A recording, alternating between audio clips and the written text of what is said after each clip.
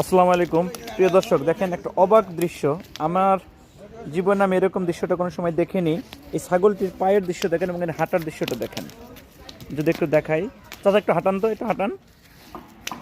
দেখেন ছাগলটি এটা জন্মগতভাবে এরকম। দেখেন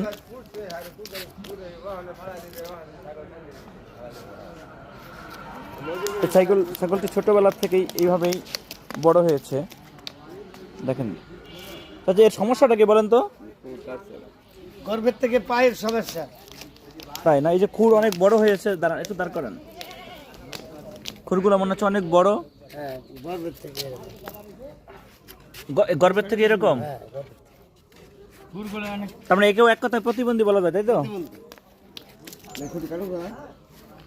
তো এর আগে কি আপনি এরকম ছাগল কিনেছেন ব্যবসার জীবনে? হ্যাঁ, কিনেছি। কিনেছেন? রিয়াজ, তুই দেখেছিস এরকম ছাগল? আমিও দেখেছি দু একটা, কিন্তু এত বড় খোর দেখিনি। তাই না? আসলে আমি প্রথম দেখলাম। অনেকেই বলছে যে দু একবার দেখেছে, কিন্তু আজকে আমি প্রথম দেখলাম। দেখেন ছাগলটি হাঁটতে অনেক কষ্ট হচ্ছে যদিও এর। চাচা এবার খাটান তো সামনের দিকে, চাচাটি সামনে নিয়ে যান। বকরি আমি তো দেখছি বকরি বকরি বকরি বকরি আমরা দেখছি না।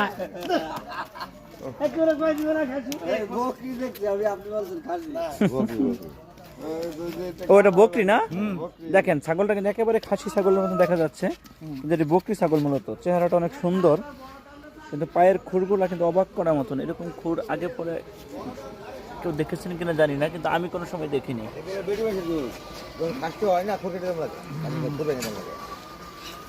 এই খোরগুলা যখন সর্বোত্তম